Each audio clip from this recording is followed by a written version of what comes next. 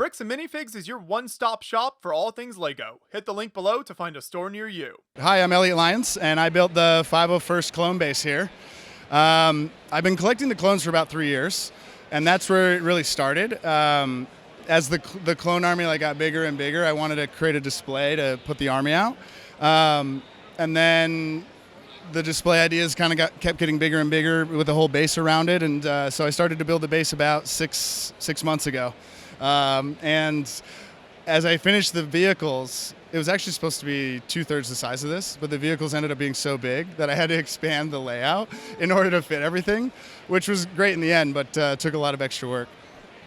This is fantastic. Do you know how many minifigs are on the whole build? Yeah, so there's 324 clones, and I think 340 minifigs total with the Jedi, and I put the signature figs of a couple friends who helped me up there in clone armor, just to give them a little shout out.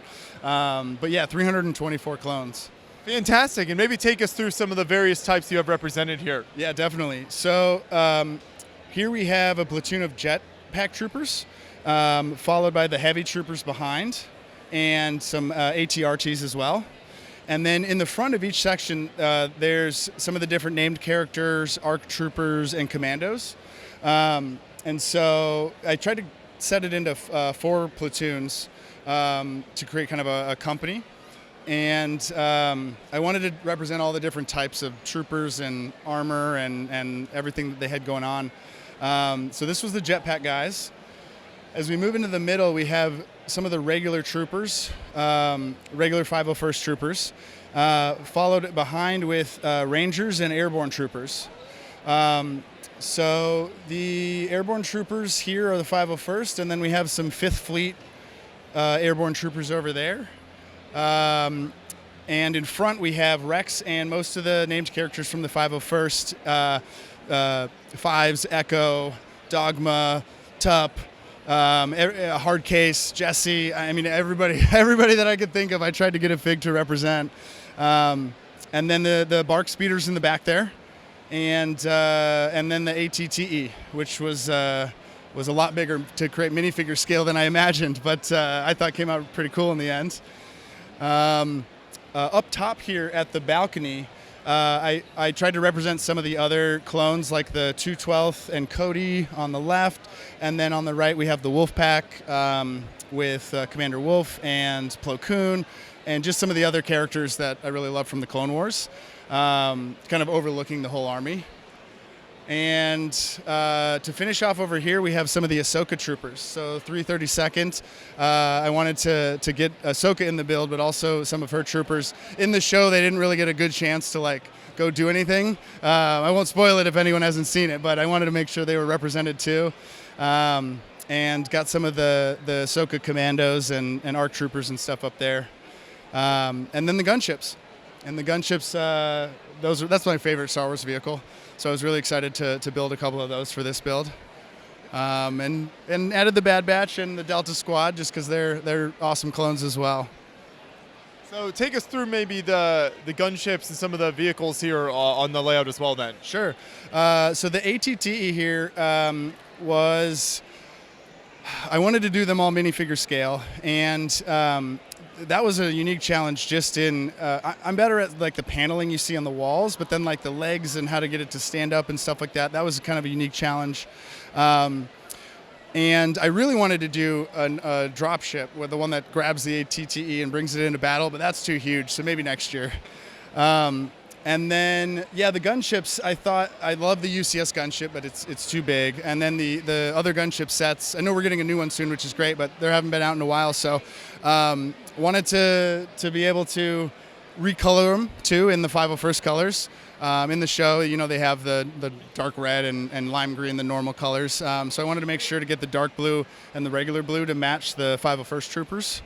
And yeah. No, it all fits together very nicely. So we can talk about kind of the general platform, the buildings here now. So where did you start with that section? Yeah, so first it was layout. So I had to figure out, okay, I have this many troopers. They'll be about this big if I put them in these formations.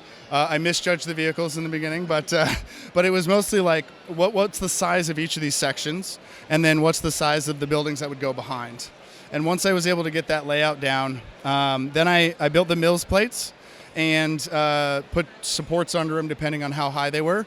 A lot of that was my childhood Lego, which is nice because I could reuse a lot of that brick and plates that I hadn't put to use yet, just to build the foundation. But basically, everything that's raised has a platform that sits on supports. And then some of the bigger buildings have multiple levels of those platforms and supports just to support the whole building. But it does come off in roughly 32 stud by 32 stud sections. First for the buildings, but then each of the platforms here, and then the bases themselves. So it's like a tiered layering system. And I really like with the main middle section here how you kind of inlaid the white and red with the gray there. Kind of, it's not just flat walls. So talk about kind of the design aspects of that portion. Sure, I really tried to look at Bad Batch and Clone Wars and rewatch a lot of them just to see like what is the style of the buildings, what's the architecture like, and the slopes and the angles, like that was so prevalent. And then I also wanted to not just do gray. That like a base sometimes is like just light gray, dark gray. So I wanted to figure out a way to add some elements to that. And the white in the gunships came out really cool. So I thought maybe I'll add some white. And I'll do the dark red so that it's more traditional Republic base, and also add some contrast to the blues and stuff. But yeah, it was a lot of pictures of Clone Wars episodes and like buildings that look like this, and then sketching and that sort of thing. So Deep research. Deep research, indeed. Yes. Yeah, I rewatched all 7 seasons last year to get the research done. And then in addition to the building sections, you've got some very nice landscaping and some unique colors. So take us through some of those sections as well. Yeah, so I wanted to come up with a backstory for the build. And for this build, the idea is that the Republic wins the Clone Wars. And this is on the planet of Sereno, which is where Count Dooku's from. And so the idea is they take over the planet, they build Victory Base, and we're trying to remember the clones as a better than what they actually got in the series. They deserved far better. So I wanted to definitely represent them. What are your tree techniques here? What pieces did you use in that? So. Yes. So for the landscaping on Sereno, they started with like the teal and purple, and I picked that planet for the story, but also because I'm a city guy also, and I just have 1,000 green trees. So I was like, I really don't want to do green trees again. But the techniques are, I use the flex tube as a core, and then 1x1 round elements for the most part. On the smaller trees, it's just the 5x6 leaf elements kind of stacked with the smaller 3-leaf elements attached to it. Some of the bigger trees have like the handlebars or droid arms that are holding onto branches that make it a little bit bigger. But there was also a lot of moss on the trees in the source material, so I mixed in some of the sand green there with the traditional reddish brown. And you've got some kind of door sections here. Is any of that movable? Is there kind of playable features at all? Not yet, but one of the things I want to do is make at least a couple of the doors that can open, and you can kind of see inside, see some of the interiors.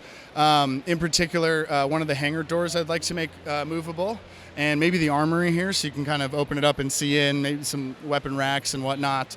But movement and lights is the big things I want to add next. Just didn't have time to finish those before the show.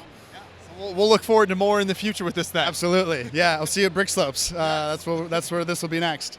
Fantastic. And you mentioned there's hundreds of minifigs here, so take us through the process a little bit of how you collected all those. What was that like? Was it just kind of a trickle at a time? How did you grow this collection? Yeah, thankfully it was a trickle over time. I mean, it'd be a lot to kind of just get huge chunks of them. But I've been collecting them for about 3 years after I got back into Lego.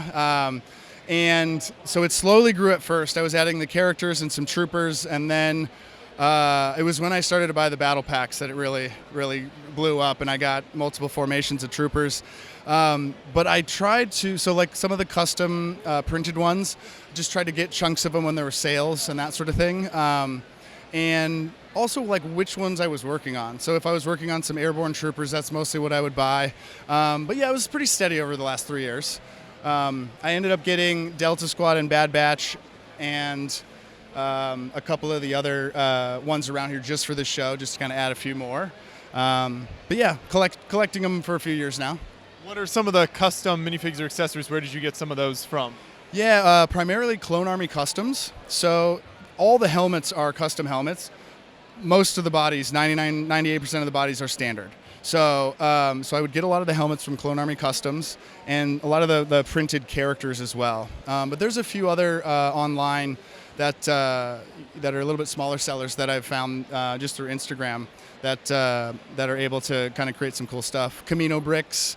I was able to get the legs of the rocket troopers there from Camino bricks, and there's a few more. But yeah, Clone Army Customs. I think they're the biggest operation for custom clones. So that was my go-to. Do you know the overall piece count on the build at all? Yeah, it's 86,000. Okay. Yeah, and I'll have to update that and when I add some more. But You were able to keep pretty exact count? for the most part, I'd say the hangar and the top of this building were more of an estimate pre the show because we finished building those two at the show actually. But yeah, for the most part, I tried to keep pretty close counts on everything. From the orders of parts, and I didn't build everything in studio, but I did design a couple things in studio, so that's really easy. They'll give you the part count of whatever you designed, so that kind of helped keep track as I went through. But some of it's estimated. I didn't count every single one. That's understandable. Well, excellent job bringing this all out to the show here, and I love the way you've laid it all out. Great presentation, so thank you for taking us through everything. Yeah, thank you. Thanks for interviewing me. Appreciate it.